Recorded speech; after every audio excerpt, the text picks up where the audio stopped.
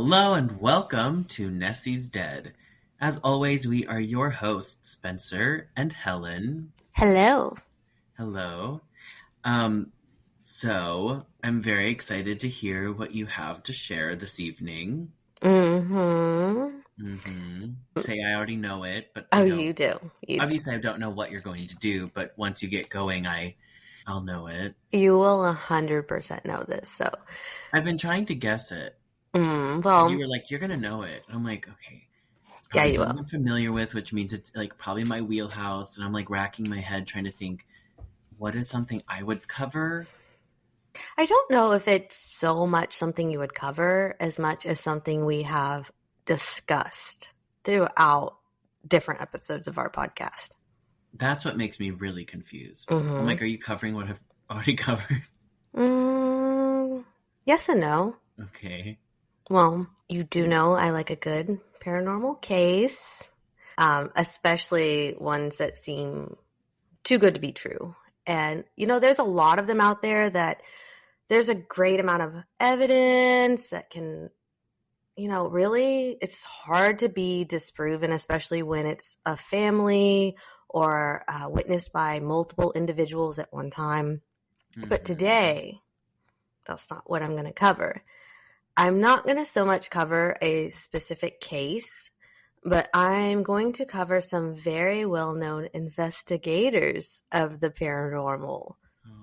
Investigators that you and I both know have become quite a household name and have made a huge impact in pop culture, books, and film, and really opened up the doors for a lot of people, I would say maybe normal people, the general public, to believe that these cases are in fact real.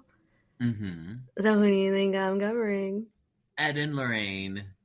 Yes, and I know you and I are both. That a few days ago. I know. I couldn't let you know, but you and I are both very skeptical of the Warrens. So I thought it would be interesting to discuss some of their cases and perhaps, were they as real as they have been portrayed in the paranormal world, or, have they been exposed to some of the biggest scammers as well? So I'm going to go ahead and take the plunge if you're ready. I am ready. Okay. So are we going to kind of discuss their work and deliberate on the merits versus demerits of it? Yeah, so we can kind of go into discussion with it. But for those of you who somehow might be unfamiliar with the Warrens, which I don't know how you would be, especially if you're listening to a podcast like ours, but just in case, we'll start with who they are. So Edward Warren Minnie, known as Ed, was born September 7th, 1926, and Lorraine Rita Warren was born January 31st, 1927. Ed and Lorraine, they came from a Catholic background and families in Bridgeport, Connecticut. In 1944, the teenagers crossed paths at a local movie theater where Ed worked, and Lorraine would often go with her mom to watch films. And as a teenager, Lorraine was already convinced of her medium abilities. When she was 9 years old, she began to see auras around people and predict the future. Initially, she believed at that time that this was normal and everybody could do this. Ed also shared paranormal experiences. When he was a child, he witnessed a flicker of light transform into the apparition of his family's deceased landlady. He also witnessed random unexplained phenomenon like doors that would open on their own. Now, despite his interest in the paranormal, Ed initially followed a more traditional career path, and he enrolled in the Navy at the age of 17. While serving aboard in the Navy in World War II, Ed's ship sank, and he was given a 30-day survivor's leave. He was on a shipwreck? In World War II. That's kind of cool. Yeah. Now, during this break in 1945, this is when Ed and Lorraine got married, and they later had a daughter named Judy in 1951. We mainly know them for their paranormal investigations. They were authors as well, and they're associated with very prominent cases of alleged hauntings. Ed himself was a self-taught and self-professed demonologist author and lecturer. And Lorraine, her profession was to be more in the clairvoyant world, kind of like a light trace medium. Now, when they first got into the profession and they were new in it, Ed and Lorraine had to get extra creative to land their initial cases. And in order to do this and to kind of polish their skills, Ed was a very good artist. And so what he started doing was painting scenes of alleged haunted houses throughout New England. And what they would do, him and Lorraine would then approach the homeowners using the painting as a conversational starter. And then once inside the home, the couple would investigate claims of paranormal activity, often recommending seances and other services that they provided. And the couple did this for 5 years. And while they were doing this, their reputation started growing. And this is where they started becoming respected in the paranormal investigation world. So to me, I don't know, that already kind of seems scammy. Like, they pick a random home, paint a picture of it, and then go up to the door and like kind of like sell you on their services to let you in. And I'm sure they were trying to also sell you the photo of your home that he painted. I don't get why they would do that. Like, of all ways, it's like, it's actually really smart, because if somebody painted a picture of your home and came up to your door and was like, your home spoke to me, I believe it's, maybe haunted, I painted this photo. I think it was really smart. I think it's creepy. It is creepy, but I don't know. It's a good way to get in and sell your services. How else are you going to do that? Especially during this time period. We didn't have the internet or anything like that. Yeah. I think it was smart. And during that time period, you got to realize there was a lot more like door-to-door salesmen and stuff like that as well. Yeah, selling paintings of your house. Odd, but I think it was kind of smart. Okay. Do I think it was scammy? Yeah, very much so. Very scammy. Yeah. It makes me like them less, I think. I know. I think a lot will here. Now, in 1952, the Warrens founded the New England Society for Psychic Research, and this is the oldest ghost hunting group in New England, and they authored many books about their private investigations, paranormal activity encounters, and they claim to have investigated over 10,000 cases during their careers. Many of these investigations we know have been turned into movies and created the Conjuring franchise, which, of course, this grew the popularity very quick, giving them quite the recognition in pop culture themselves. Now, the Warrens themselves have continued to grow in popularity from the 1970s onwards, eventually earning their reputation as America's most famous paranormal investigators. But not everything was coming up great for the Warrens, and I can't cover a little bit of their background here without adding some tea. So, while they produced this public image built on, family and faith and Catholicism, there were some disturbing allegations that emerged later within their lifestyle. Wow, like what? Mm-hmm. So in 2014, a woman named Judith Penny accused Ed Warren of initiating a decades-long relationship with her, which began when she was 15 years old. And he was in his mid-30s, a school bus driver. She was in high school. Now, this is bus driver? Yeah, now this is where it gets juicy. Judith said she lived with the Warrens for 40 years. Why? Now, because her and Ed were in a relationship. Okay, so wait, were Ed and Lorraine not really together? They were. Or they so they're open? I guess so. Lorraine's but she was only 15. Yeah, that's not okay. No. And now this did lead to her arrest in 1963 because at this time it was illegal for an unmarried woman to cohabitate with a married man. She refused to admit to the affair once she was sent to the delinquent office for 1 month. Was the one arrested. She was. She also claimed that Lorraine knew about the affair and that despite being married to Lorraine, Ed called his young lover the love of his life. When they were in public, however... Yes, Judith was often referred to as the Warrens' niece or a poor local girl that the family had taken in. The poor local girl? Yeah, but it Oh gets my worse god. because in 1978, Judith became pregnant, and Lorraine supposedly, allegedly, gave the girl two options: either lie and say that you've been raped and did not know the father of the child, or have an abortion.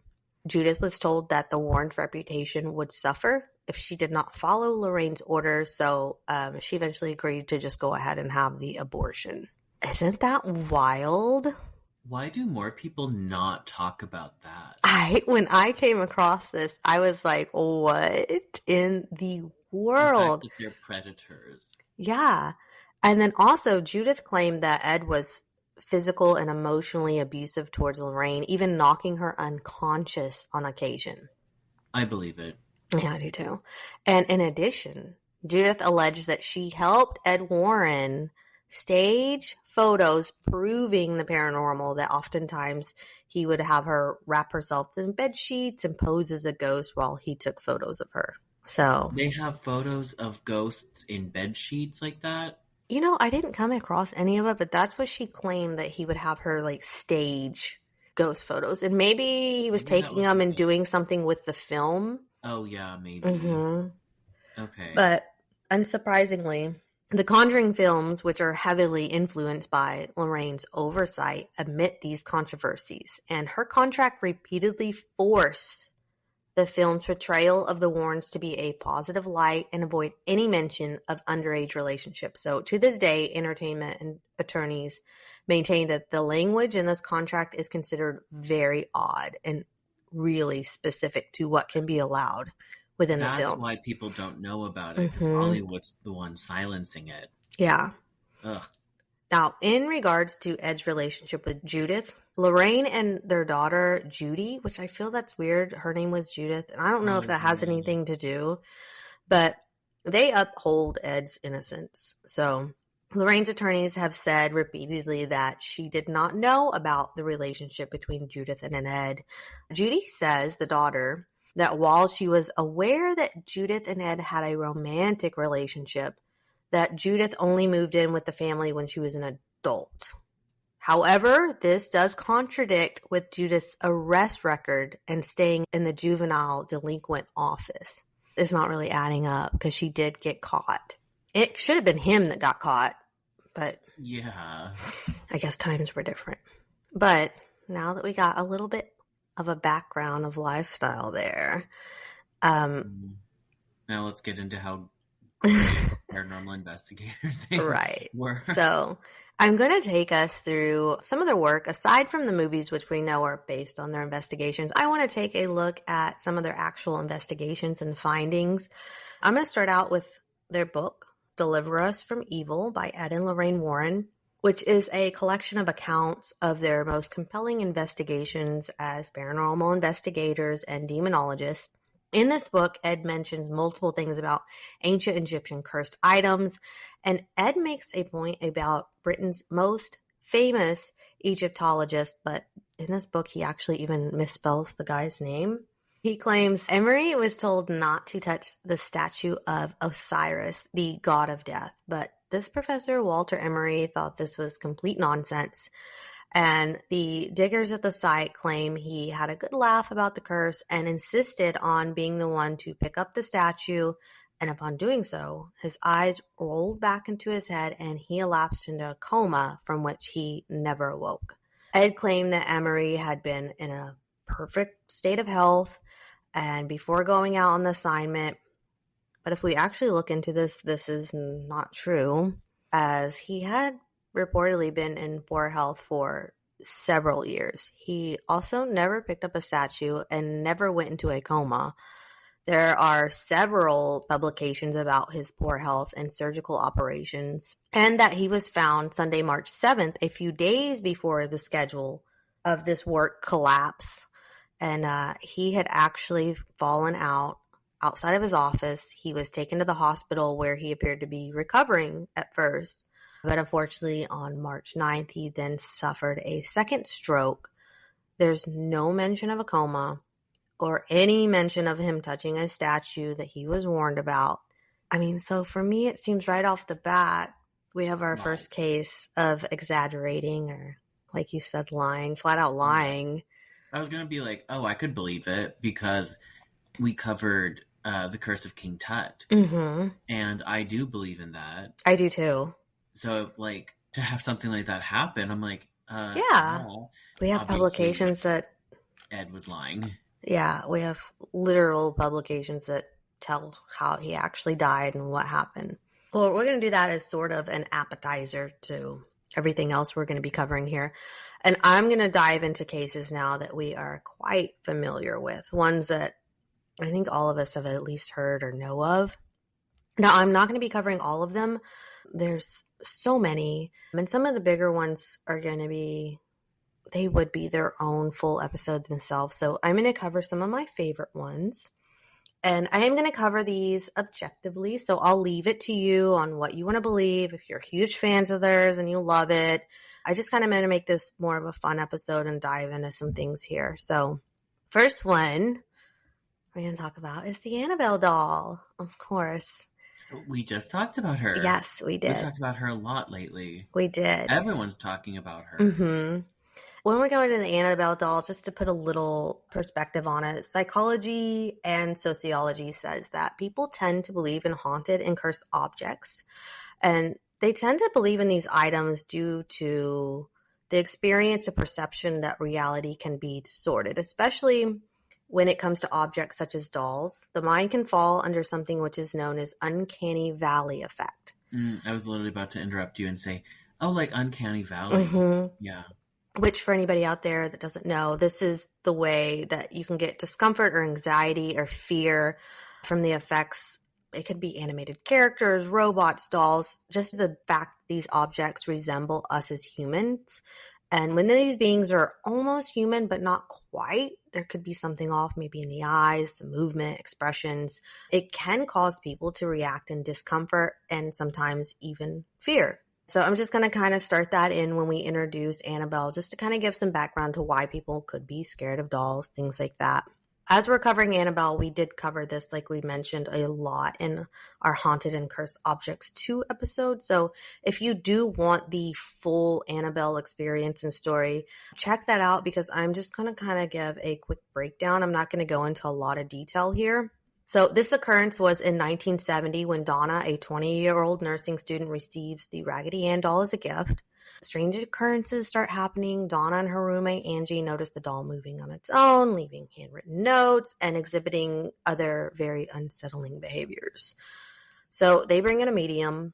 A medium consults and claims this doll is inhabited by the spirit of a young girl named Annabelle Higgins. And then we bring in Ed and Lorraine Warren. After investigating, they conclude the doll is not possessed by a spirit, but rather a manipulating demonic entity. So I also think it's very strange that anytime we do get Ed and Lorraine in a mix, it's always demonic. Oh, yeah. Well, because that's what's going to scare someone the most. It's like, This ghost? Is it my grandma? No, it's a demon. Oh, okay. Well, then I'll give you all the money in the world to get rid of it. Or let's talk about the scary event. And the time period, too. We're also in the satanic panic area as well. So right. I feel like they did use that to their advantage. What was going to sell. Mm-hmm. Now, according to the Warrens, Donna mentioned specifics such as the doll lifted its arms when it was placed in the kitchen. Other accounts say the doll began to walk and follow them around the apartment when they would come home from work.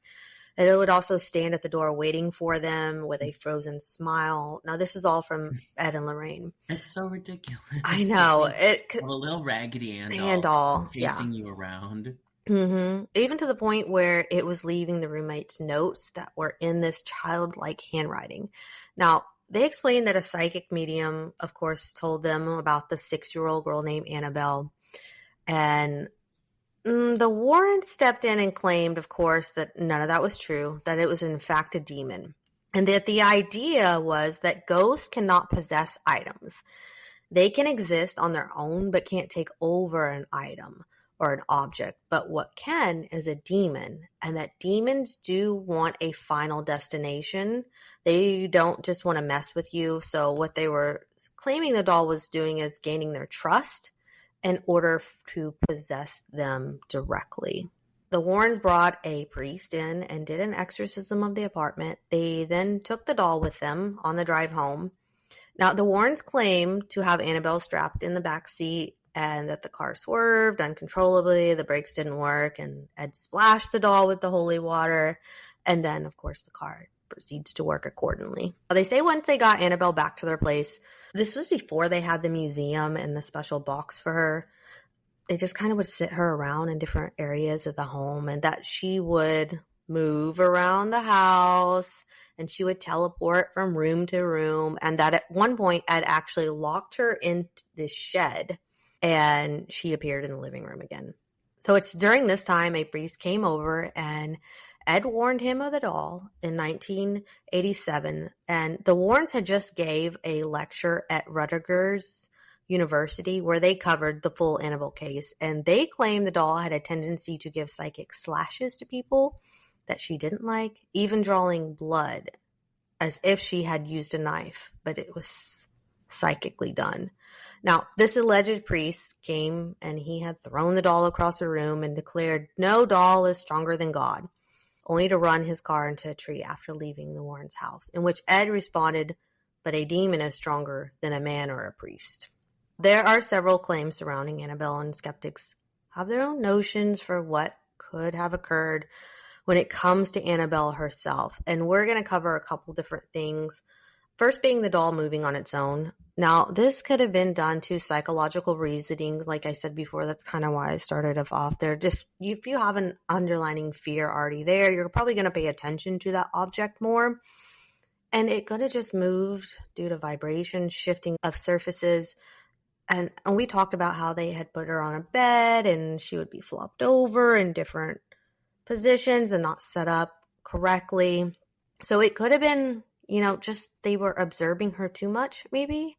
And she wasn't actually moving on her own. It was just maybe she is a floppy doll. When the Warrens wrote this, they did change that story several times. And it's also possible a lot of people think the roommates could have just been playing a joke. Another factor to acknowledge is the notes that were written. These notes could have been fabricated by someone in the household as well. There's no solid evidence to suggest otherwise. I mean, they could have been playing a prank. But also, one thing that really struck me is not a single one of these were given to the Warrens. And we know the Warrens love to hold on to everything. There's no pictures. There's no copy. I don't know. To me, it seems like if these notes really did exist, it's definitely something the Warrens would have hung on to as proof. Yeah.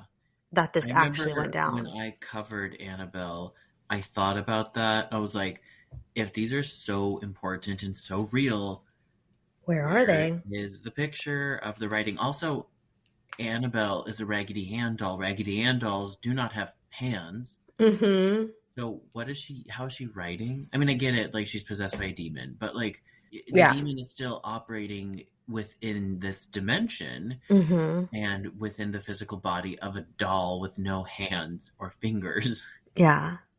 That may be why it looked childlike. Like if it was trying, if we're going to go both ways with this. Yeah. If it was trying to scribble out something and it was trying to wrap its little nubs around the crayon, I mean, that could make sense to why those demon nubs. Those nubs allegedly was childlike. I don't know. I just feel like the Warrens would have proof of that and framed it somewhere. Yeah. Yeah. Now, another thing that is talked about quite a lot is the doll attacking people. And these attacks are people later on as well, not just Donna and her roommates. Many skeptics believe there is a fear, and like I said, I'm going to cover this from a skeptic's point, even though it's not what I believe, but that fear can actually cause scratches and bruisings and feeling like you're choked, and that could have been a psychological response. Fear can cause a scratch? Yeah. That's what skeptics say. Now, again, I'm covering that because that's kind of what skeptics say could have been. And again, I don't know. Maybe it was just the roommates playing a prank or a joke, or maybe they didn't like Donna. They wanted her to move out. Yeah. The claims of Annabelle being a real girl, there's actually no records that prove there was a little girl named Annabelle who passed in the area or on the street.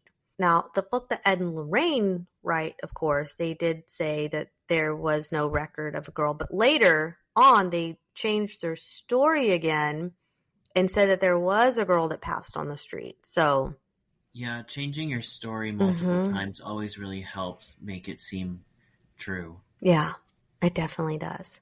Now, like I was just saying, some people think that the nurses didn't exist, but there is proof that they in fact did exist. And when you look into Reddit a little bit, there's a report of a mother and daughter on the news when the story first released. And there is limited media coverage on this. Now, this could be everything was, paper trails. We really did have the internet, stuff like this. There is a news article that did come out that has recently resurfaced, written by who is now a popular mystery and true crime writer and ghost writer. She covered this, and the article was titled Raggedy Ann Doll Puts Hex on 3. And this writer is Jill Amadio. Now, she mentions the original owners of the doll, Margarita Tata. So it does appear that the people actually did exist. However, once Margarita was tracked down, she declines wanting to do any kind of interviews, and she doesn't want to talk about what had happened at all, which that kind of really stands out odd to me as well, especially with the popularity of Annabelle right now and The Conjuring. And you think she would want to come forward and get a little bit of that cash tucked in her pocket. Yeah, it makes me think she's afraid of it. Or afraid that it will be exposed that it didn't happen. Or that, like, maybe there's something contractually. Oh, between her and the Warrens? Yeah, and even though the Warrens aren't still here, maybe there's, like, maybe the daughter, Judy, maybe she runs that. I don't know how that really would work. I think their grandsons run all of their stuff right now. So it could be that maybe their grandsons, Ed and Lorraine's, it could be that maybe she's too scared to come forward. I don't know. I probably, if it was me, if I was her, I would come forward. I would too. Yeah. Now, one of the main accidents, however, is the priest. But there's also no proof that any priest died in a car accident at this time. This also may be due to the fact that everything was a paper trail at the time, but I do find it very hard to believe that no one has been able to find an article about an intense car accident that time period, especially one that would be involving a priest. You would think that would be information that's easy to find for the public, but it seems that we are not able to find any. Now, the second accident, and we covered this one in more detail, would be the motorcycle accident where a couple visited the doll at the Warrens. They supposedly mocked it. They were asked to leave, got in a motorcycle accident, and the guy died but the girlfriend survived. However, as we're looking into this, there is a man named Dan Rivera, and he's actually in charge of the Warrens organization. Now, Dan claims he saw this accident when he was riding with his family when he was 8 years old. And he does go into great detail about what he had witnessed. He claims that these records are not easily found and that you have to physically go to the Bridgeport Library in order to find them. But other people on Reddit and stuff, they've done their research here, and upon further investigation, it's also been found that the people who work at this library do not support this claim. And they state there is no such record. And when investigating into it more by looking into records that the police department may have, it's concluded that there is no such record of an accident occurring with the police department either. And if you dive into all the motorcycle accident reports from the time period, there are none of a male rider dying. However, what also hurts this is records of construction from this time period, and specifically Route 25, where this is supposedly had happened. Dan himself, in many interviews, insists the accident took place on Route 25. He claims he was 8 years old, which would have been in 1980. However, Route 25 to Route 111 wasn't even open until 1982. So that completely debunks his eyewitness accounts altogether. He's not very good at this. No. And if he is the one upholding the Warrens' estate and all of their stuff right now, so it kind of makes sense to why he would make that story up to kind of further that this is true, this happened, I witnessed it when I was 8. So yeah, the two biggest accidents, there's not really any evidence. There's a lot of skeptics out there, of course, and they're even further. Texas State University assistant professor in religious studies, Joseph Laycock, says most skeptics have dismissed the Warrens Museum as nothing but full off-the-shelf Halloween junk, dolls and toys, books you could buy at any store. And he calls the Annabelle legend an intense case study in the relationship between pop culture and paranormal folklore, and speculates that the demonic doll is popularized by such films as Child's Play, Dolly Dearest, The Conjuring, and that Annabelle likely emerged from further legends such as Robert the Doll, as well as the Twilight Zone episode released 5 years prior to the Warren story entitled Living Doll. Oh, I love the Twilight Zone. Me too. Now, in this episode, the character of the mother, her name is Annabelle. And we're going to cover this a little bit more here in a second. Yeah, we're going to get into that. But he suggests that the idea of demonically possessed dolls allows modern demonologists to find supernatural evil in the most domestic of places. So, with mention of that, there are two claims that use pop culture references that the Warrens could have used to embellish and create Annabelle. Now, first off, as we mentioned, the Living Doll episode from the Twilight Zone. This was season 5, episode 6, and this aired November 1st, 1963. It was about a doll that was lifelike and could talk and move around electronically. In this episode, a mother buys her daughter this doll called Talking Tina. But for the father, it was a remarried father. He didn't like the doll.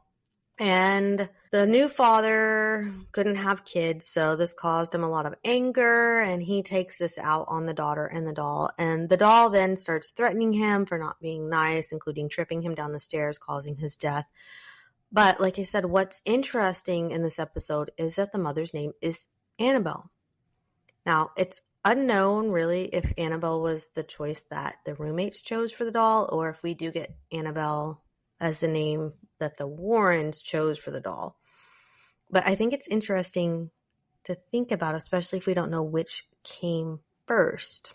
Now, another popular pop culture influence that widely looked at when it comes to Annabelle is Robert the Doll. And Robert is someone that we covered extensively in Haunted and Cursed Objects too as well. So if you do want some of that information, hop over to that episode. I'm going to briefly cover it here. Robert was a doll purchased in 1904 in Germany. The doll's story wasn't mainstream famous until much later, after the death of the owner and the owner's wife, which would have been in 1974. But it really didn't blow up until 1994. But some people do believe that Annabelle was in fact what grew his popularity, not the other way around.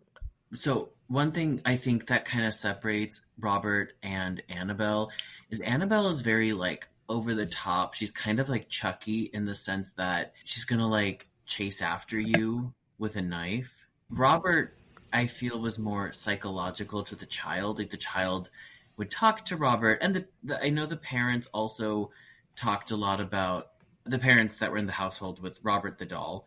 They talked about when they put the doll up in the attic, they claimed to hear footprints. Mm-hmm. And I know that like later on in life, the wife of the guy who owned Robert the doll, she was bothered and I think had similar claims of the doll like turning its head or hearing the footsteps and whatnot. But that was kind of the gist of it. Like, I don't think like Annabelle seems so much more embellished than Robert does. Robert seems more like genuinely haunted to me, opposed to Annabelle being very pop culture. I do agree with that. So I feel like Robert's a lot more believable because he's not so animated like Annabelle is. Like a ghost, like the energy could just make something kind of like shift over. Mm-hmm. But like I don't think it's going to cause it the doll to run around. Yeah. I do feel like they could have gotten some of Robert's story and ran with it and really turned it into more. But after all this, with Annabelle, she was taken into museum confinement.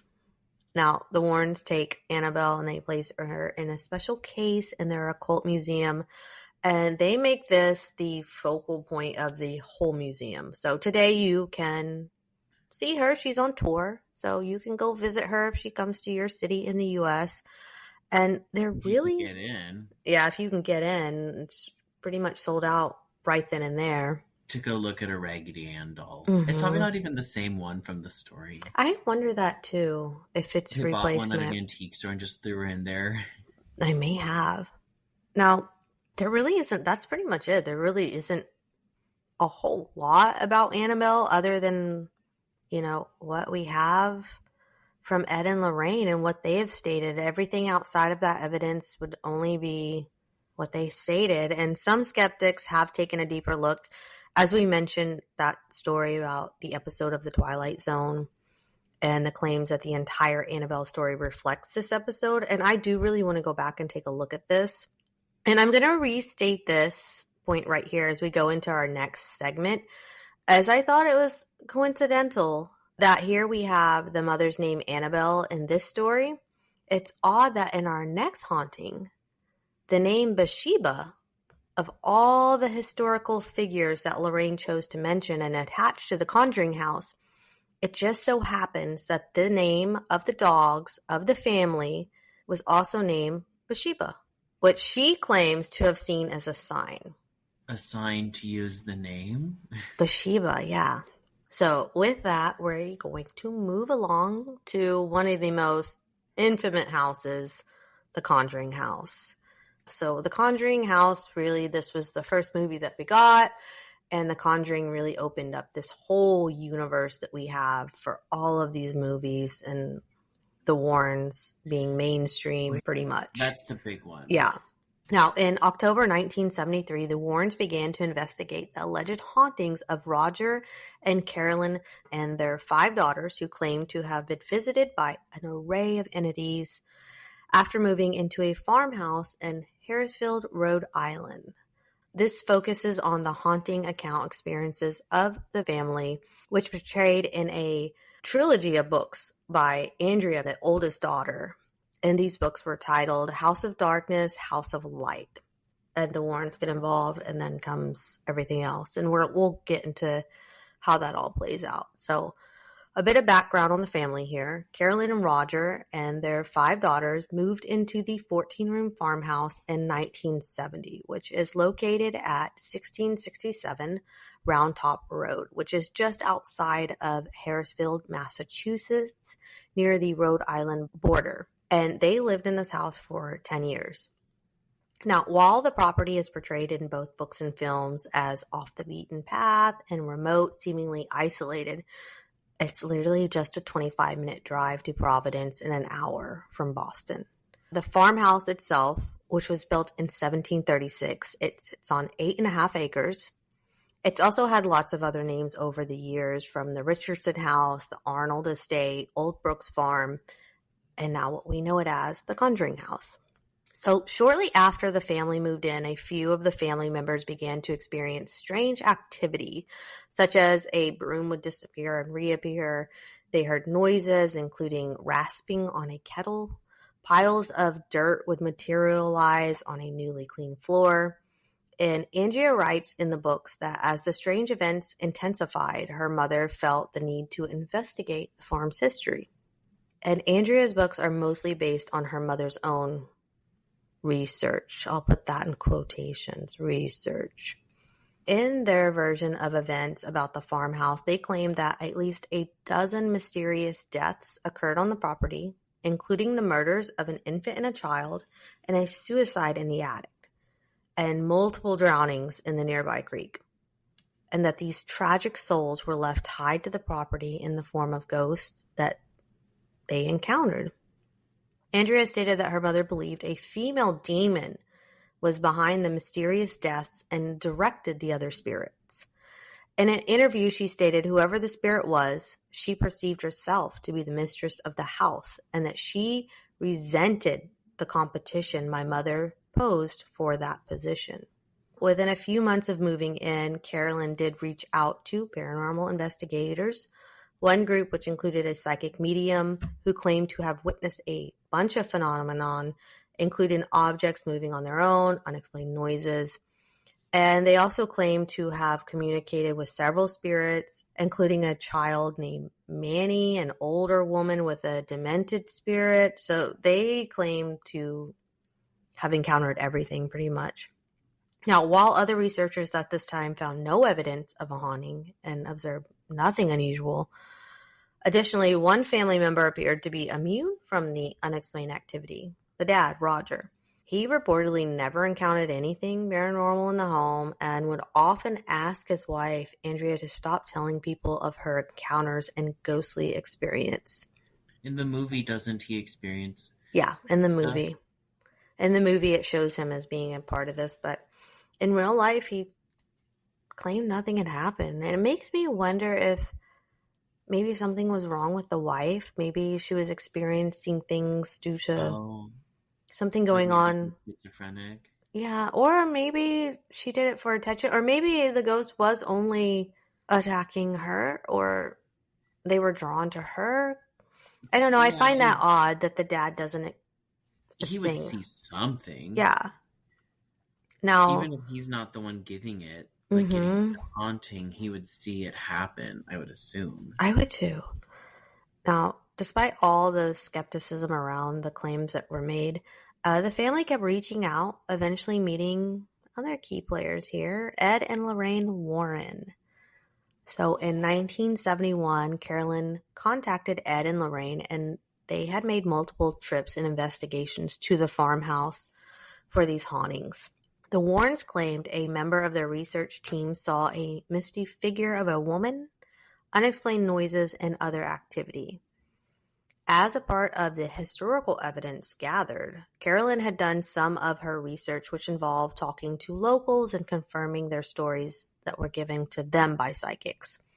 In her, I'll do the quotations, research, Carolyn came across a woman named Bathsheba Sherman, who she plays a huge part in this movie. And a lot of people connect the hauntings that occurred at the farmhouse directly to the connection of Bathsheba and her dark reputation.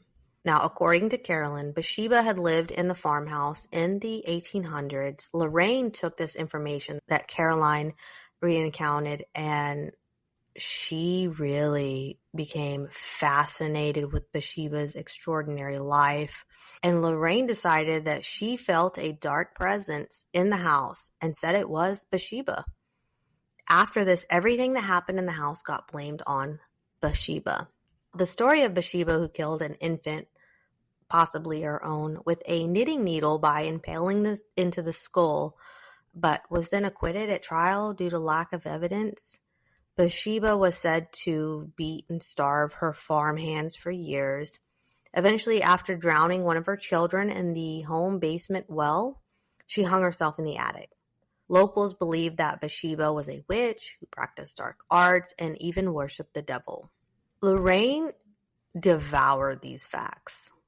And moving forward, the presence haunting the home was only referred to as Bathsheba by Lorraine. In one experience, Carolyn described a sudden piercing pain in her calf while she was lying on the sofa.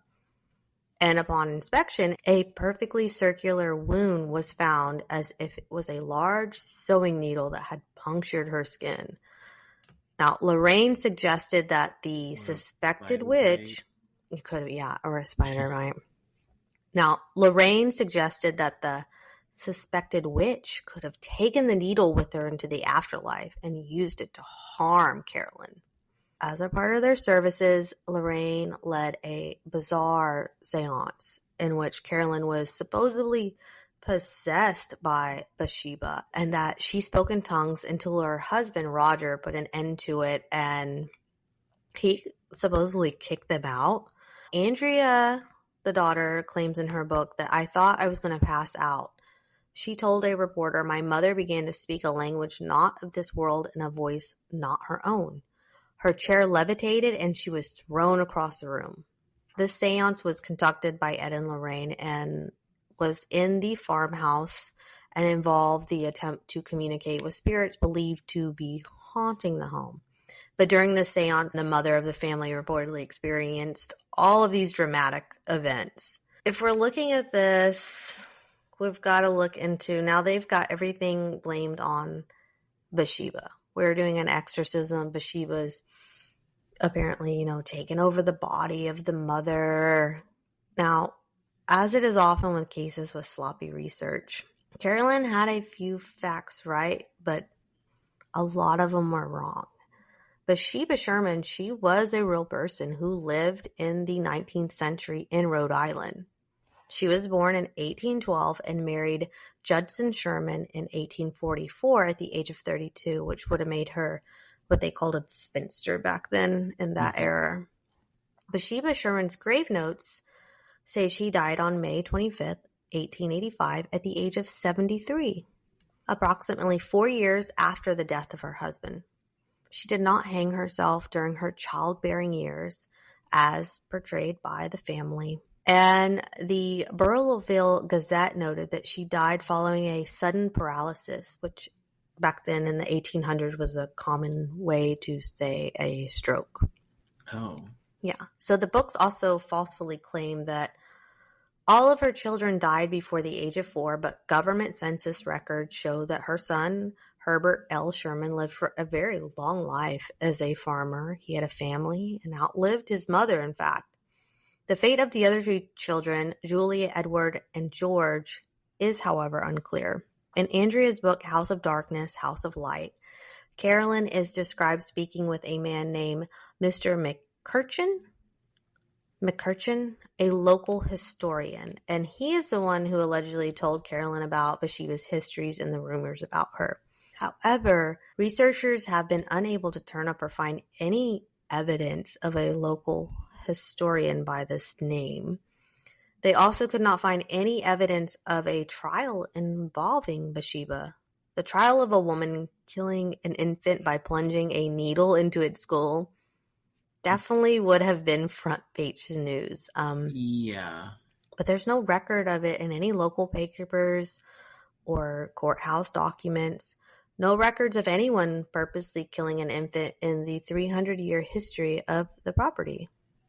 And poor Bathsheba had just lived a normal life and died in, her 70s, you said? Yep, 73. Yeah, from a stroke. Here we have the world seeing her as a suicidal, evil baby killer. Mm-hmm. She has no idea. I know. There's also a record known as the Black Book of Burrillville, a list of unusual deaths from 1806, and it's compiled by historians in the township, and it never shows any of this either. That would make it into it for sure. Yeah. She also was a lifelong member of the local Baptist church, and her minister oversaw her funeral. So this would be very unlikely if she was in a league with Satan, as she's been portrayed. So, contrary to internet rumors and local legends, there is no evidence to support that her body literally turned to stone. That's another rumor.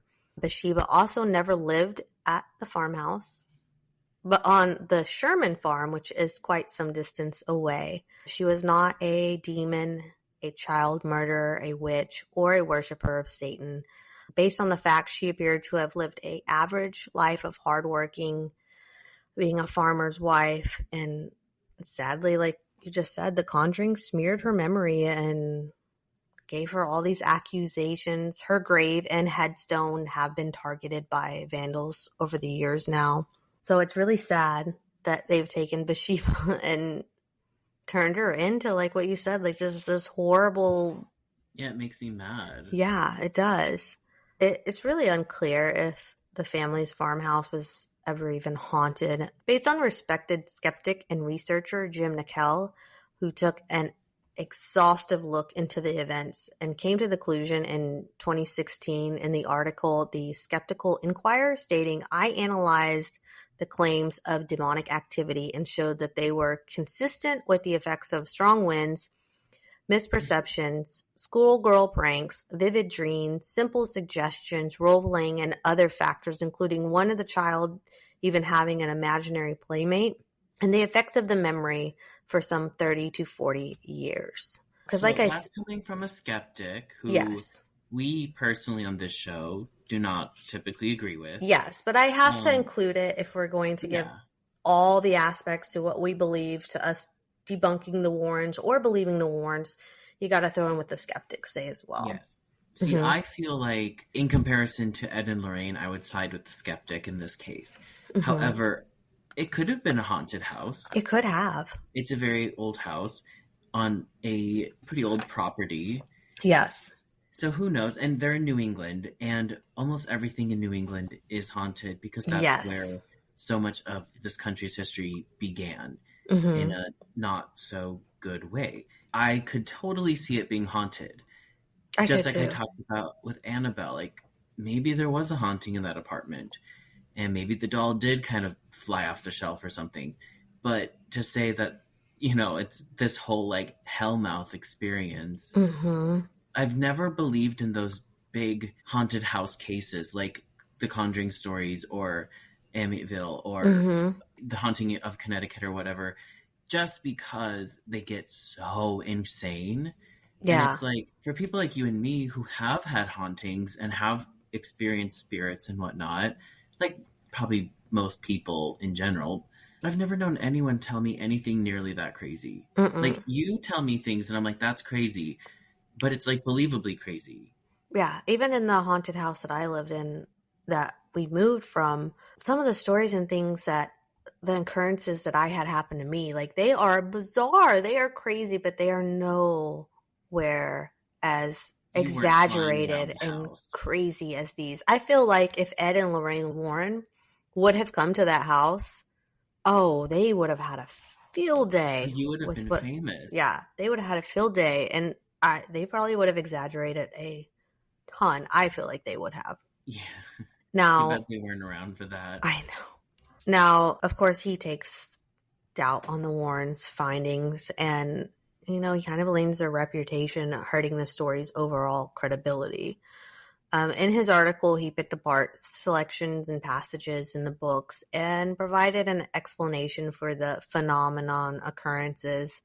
His research also turned up that, unlikely the happy, peaceful family described in the books, they were allegedly a dysfunctional mess. So Carolyn and Roger were on the verge of a separation that ended in divorce. And Roger actually claims the Warrens, so the dad, said the Warrens were a pair of two-bit charlatans. Oh, yeah, I've heard that. And Carolyn insists her daughters to agree that the house was haunted and show of loyalty. Now, Bathsheba's suicide in the farmhouse attic is just one of the many deaths wrongly attributed to the property. Other deaths Carolyn uncovered, in quotations, actually never happened, and they actually happened in different locations. Nicole also talked with Gary and Norma Sutcliffe, who lived on the property from 1987 to 2019, and they reported no strange occurrences. For them, unfortunately, their biggest problems were vandals and trespassers following the 2013 film release of The Conjuring. Another couple had purchased the house in 2019, and they claimed all manner of demonic activity to be true, and they reported it. But this may have been motivated to amp up the property's haunted history. And if this was their plan to amp this up and this lore, it did pay off a lot, as they ended up selling the house in 2022 for $1.5 million. So a nice $1 million plus profit. The house... Is it owned by the city now? No, the house was purchased by Boston developer Jacqueline Nunez, who has been described as she has a fascination with the supernatural. And according to reports, the house doesn't allow people to live there now year round because the energy is so powerful. So now you can go to the Conjuring house. It's been in a lot of crazy controversy lately with the new owner that's taken it over. But paranormal investigators and enthusiasts, they still tend to come and visit the house hoping to have their own experience and document this. There's overnight stays and haunted tours. However, the evidence behind the Conjuring house doesn't seem to exist since everything was based on Bathsheba. She didn't kill a child. She didn't turn to stone. The books that the family wrote, or the daughter, is filled with inconsistencies, documents that don't exist, and much of this research, it doesn't exist at all. So the Warrens also have been known to make up so-called facts and details. A lot of people want to believe that the 1736 farmhouse is haunted, and it's what they saw in the movie. And even though we know it's not accurate, it has been made for great entertainment value. The family, they're sticking to their story. And Andrea stated to the U.S. Today, both my mother and I would just as soon swallow our tongues than to lie. And people are free to believe what they want to believe. But I know what we experienced. So it would seem to me that everything that the Warrens claim to be true about the house, where the hauntings were based off of, in the end, it's really nothing more than poor research, and research that had been done before they investigated. I really didn't see them doing much on their own to prove that they had discovered this in their own accord. It just really appears to me that they were given with this information and they ran with it. The Conjuring story, that's when I'm very like, no, that's fake. That's fake. Fake, fake, fake. Mm-hmm. And I wish that I was more into the lore of it all, because it is interesting to see like where the fabrication can take it. Yeah. But I don't know. I think the story of Amityville is more interesting than the story of The Conjuring. Not that I believe in one more than the other at all, but I do think Amityville was a little bit more like eccentric and like colorful, not in like a obviously very over dramatized, but just to me it has a little bit more of like a eeriness to it. The story. I've never seen the Amityville movie. So I've seen like parts of The Conjuring, like I was, kind of in and out of watching it, but where was I going with this? I don't know. I don't like Ed and Lorraine. I know that. But speaking of Amityville, that's where we're headed next. Yes. Okay, off to New York. Yeah. So I saved this one for last, as we're pretty familiar with it. And I will say I watched the trailer the other day, as in 2 months ago, for the Amityville Horror, and I was like, damn, this looks good. There are some of them I liked. Do you like the original? I do like the original. When it gets into Amityville Horror, there's so many movies. There's spoofs, there's spin-offs. I want to say there's a total of 28 is where I kind of got to. But I mean, we're talking about movies like, if you name something, there's an Amityville movie. There's the Amityville Backpack, Amityville Zombie, the Amityville Karen. There's so many, it's just gotten ridiculous. But this was, in fact... The Amityville Horror, that one is a very real murder case as well. Yes, very, correct. We're going to cover it too, yeah. I was going to cover that, actually. Oh, you should. We're going to talk briefly on it. We're not going to go... No. If we did go into it, that's a whole episode itself. I was actually going to cover not the haunting. I was going to cover the murder.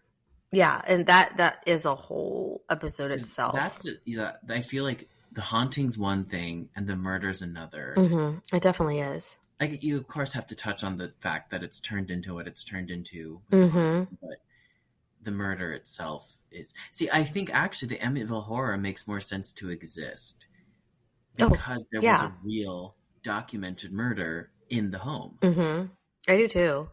And to start out, we are going to actually go into some history of the house, and we're going to briefly explain what occurred. But again, I'm not going to dive into it completely about the DeFeo family, because that's a that's so much information, and there's so much behind that case. But on November 13th, 1974, in Amityville, New York, 6 members of the DeFeo family were tragically murdered in their Amityville home. Ronald, known as Butch Jr., was the eldest son. He was convicted of the murders. Now, Ronald woke up on that morning at 3:15 a.m. and using a rifle murdered his siblings and family. He moved from bedroom to bedroom, killing his father, mother, 2 sisters, and 2 brothers, and they were shot all while they slept. He then went to work, went about his day as normal, and upon arriving home, he pretended to find his family murdered. But it wasn't long after being questioned by the police that he broke and confessed it all, claiming that there were voices in his head telling him to commit the murders. Now, some people do like to say that perhaps he did this because he was possessed, but you also would need to acknowledge the facts that he did have some underlying mental issues that had stemmed from abuse. He also self-medicated with drugs and alcohol.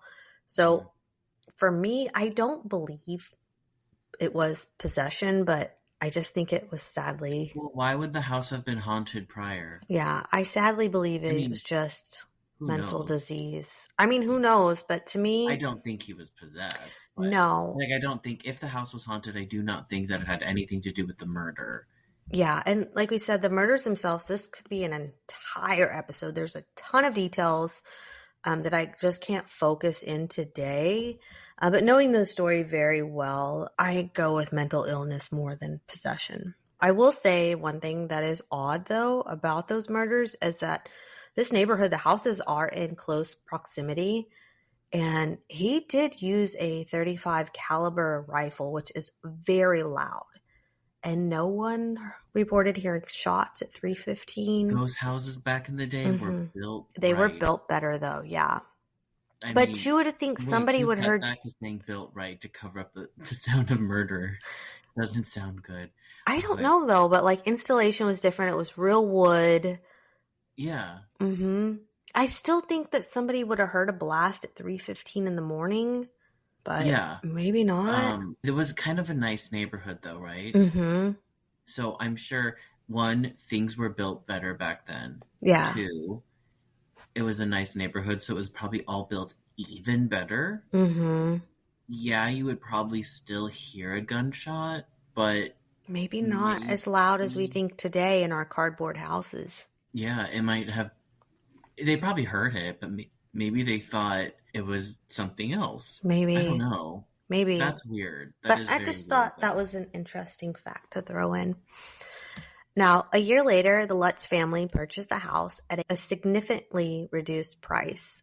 This house was still out of their price range, however, but because the price was dropped so much, they convinced themselves that they could carry on the weight of the price because of everything that they were getting. They were not a religious family, but they did claim that they had a priest come and bless the home. It was said that this priest was upstairs praying while he splashed holy water. He claimed that he could hear a voice saying, "Get out." But he didn't tell the family this information. However, he did warn them not to use the second floor as a bedroom. It was only within a few days that the Lutz family began to notice activity. It started out small, but eventually grew. They claim that during their short stay, they experienced a series of paranormal phenomena, including strange noises, moving furniture, and even demonic apparitions. These events formed the basis of the book, The Amityville Horror by Jay Anson, which was later adapted into, like I said, a million freaking films. And the Lutz family moved in and out within 28 days. They claimed that this was due to the activity within the home, claiming that at night they could see quick glimpses of what looked like someone looking in from outside the windows. The father stated he could see green slime leaking from the floorboards, followed by a followed by a consistent foul odor in the house that smelled like rotting flesh, that they would awaken to the sounds of instruments being played downstairs, but when they would go downstairs to investigate, there was no instruments, but all the furniture was like pushed aside as if a band had been playing in the middle of the room. As if there was a band, not as if a ghost moved the furniture.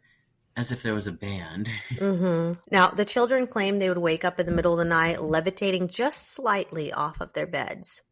The father claimed that one night while walking past his daughter's room, he witnessed a red-eyed pig face standing over her. I And hate that. me I too.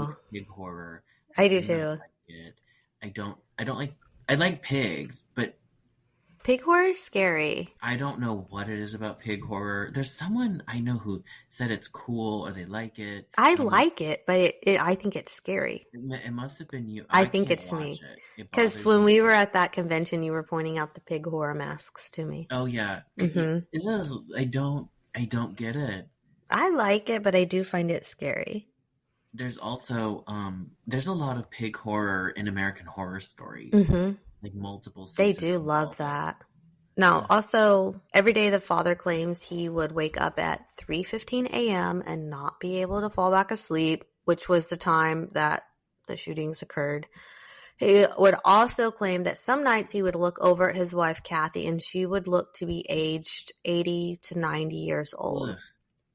One night he said he heard his children's bed slamming up and down, but couldn't do anything because he was paralyzed by an unseen force. Sleep paralysis? Now, the daughter also claims to have made a new friend, a pig friend, named Jody. Wait, what's the pig?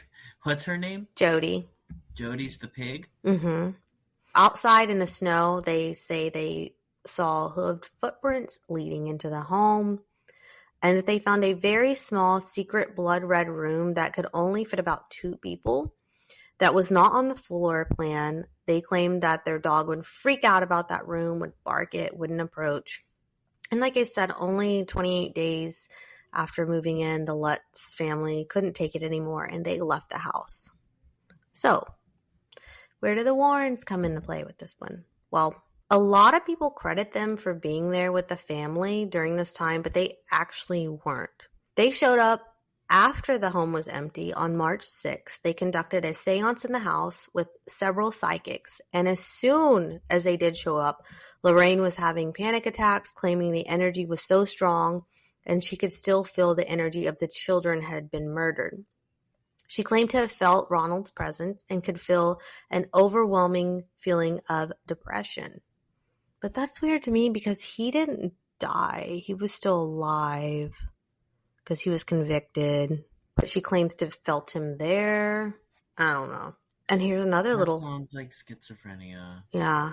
And another little fun fact is most of the furniture in the home was claimed to have been from the original DeFay family. Even the beds were not replaced. They were actually the original beds where the family was killed in.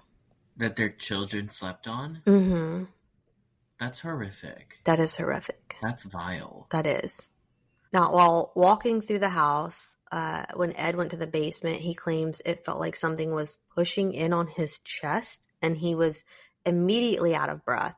He claimed that the house was possessed by demons. They did this investigation with a film crew from Duke University. They had originally planned on staying in the house for about a week, but only lasted till 1 a.m. that night.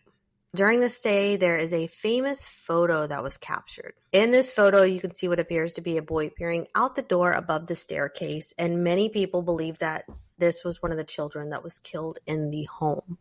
Oh.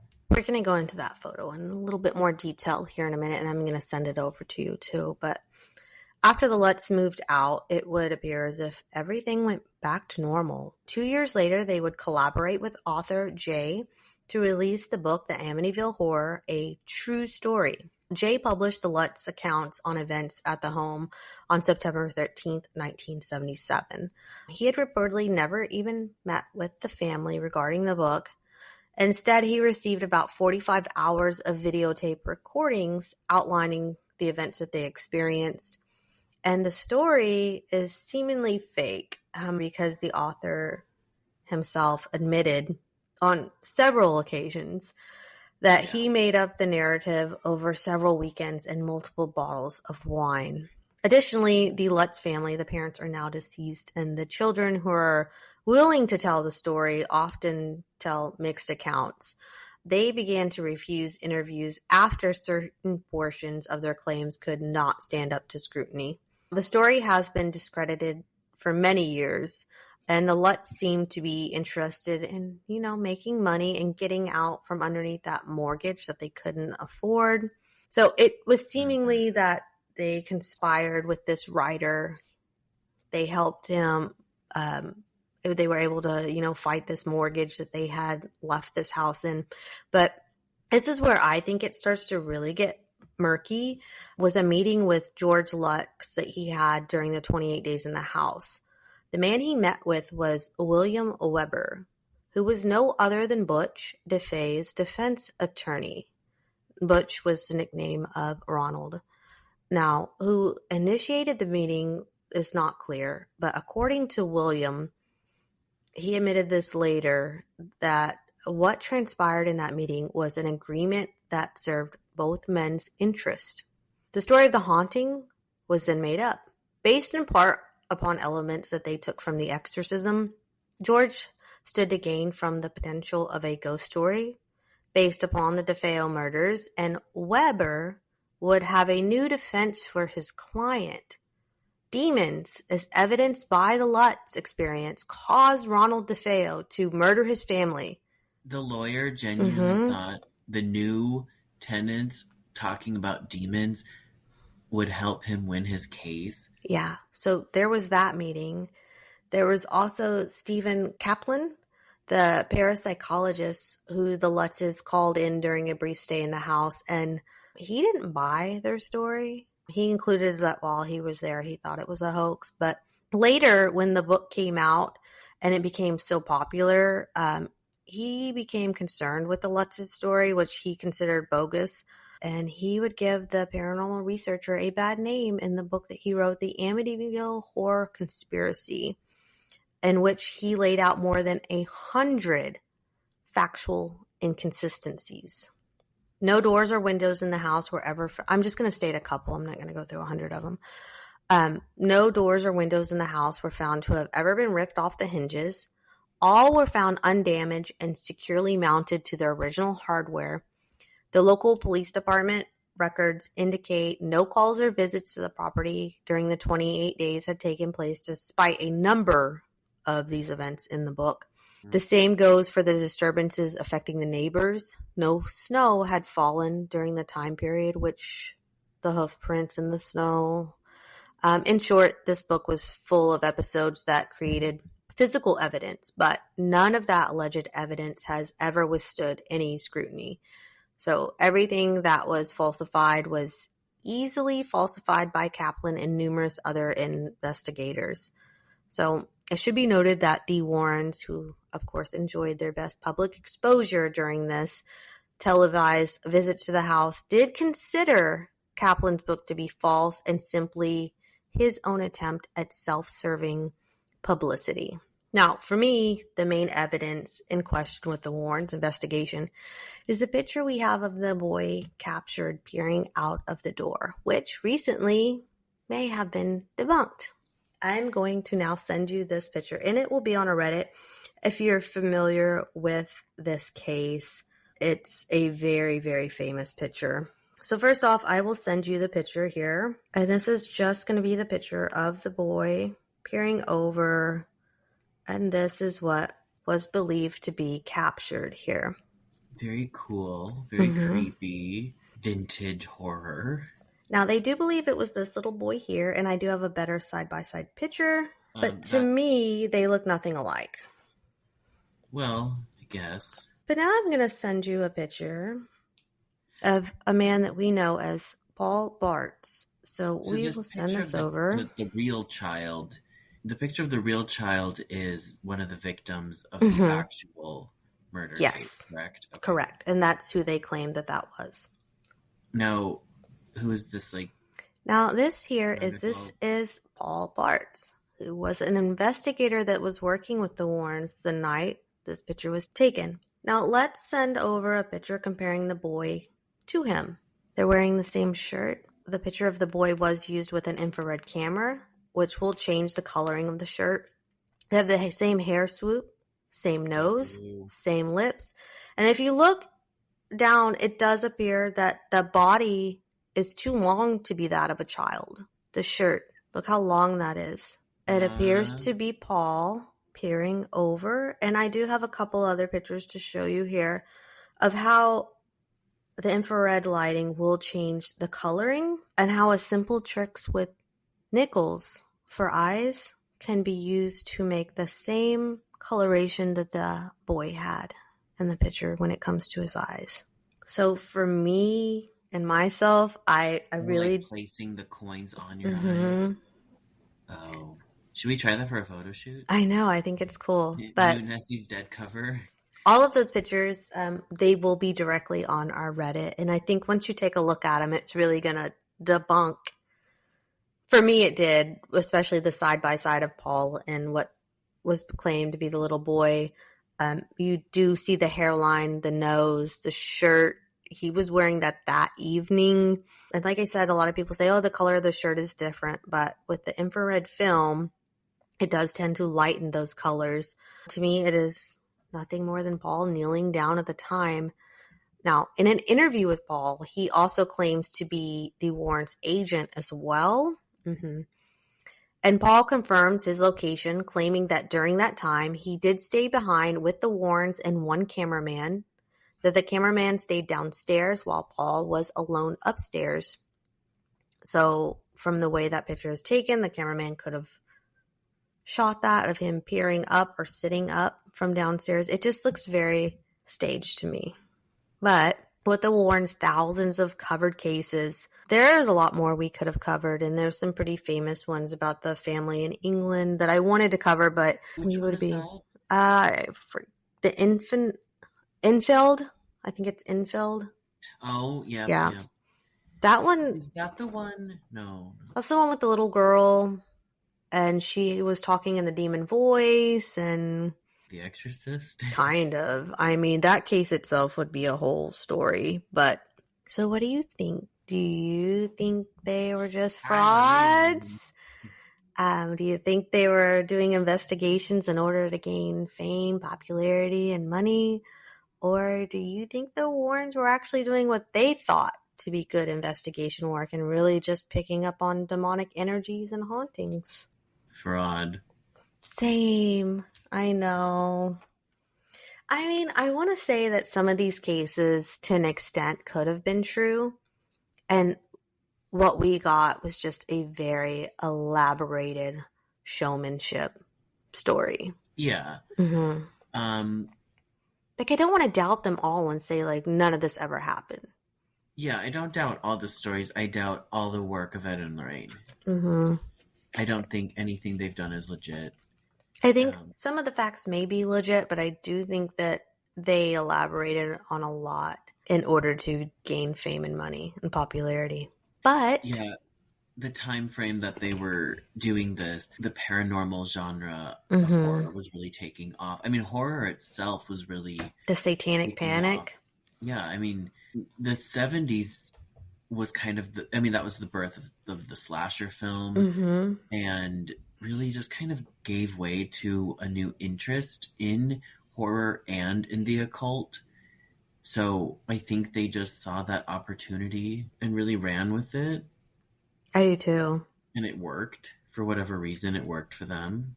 I think they really did establish themselves as part of this paranormal world as investigators. And I think a lot of that was their wholesome demeanor. People just believed them. One thing that always made it hard for me to believe was that their approach to it was Catholic. Yeah, and that too. I was like, okay, you're a psychic medium performing seances, communing with spirits, but you're against that too? Yeah, it contradicts. Yeah, and I just felt like, not to say you can't be a Christian witch, you absolutely can, but to me, their approach was not like the integration of the two worlds. It was more so like, oh, I'm like God chosen. And I hate that. Yeah. And a lot of people like in our world love them. They do. And I'm like, why?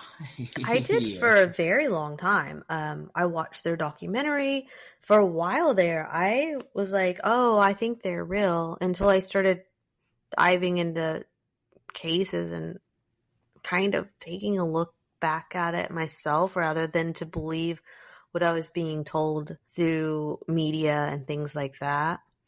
I actually learned from Mile Higher podcast because they covered a lot of the Ed and Lorraine cases. I don't think I heard that one. They covered, the first one I've heard from them covering this was probably their coverage of Amityville Horror. And that's how I actually really learned about it. And they talked about how it was all fabricated and just like really explained all of that. And I was like, oh, I learned the rest from there. I think the main one I learned it from was, what's the one that the two girls talking? Morbid. Was it Morbid that covered it extensively? Morbid did, I think, like a 2 or 3 parter. Yeah, that's the one that I really heard that the Amityville Horror was all fake. I always knew it was fake. I just didn't know to the extent of how fake it was. Oh, yeah, that it wasn't like, oh my God, I flew across the room. It's like, no, a giant pig swallowed our house. Yeah.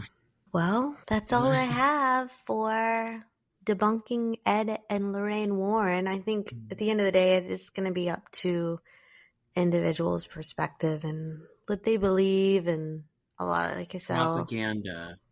A lot of people do love them. Falling for a Nessie's dead is Ed and Lorraine.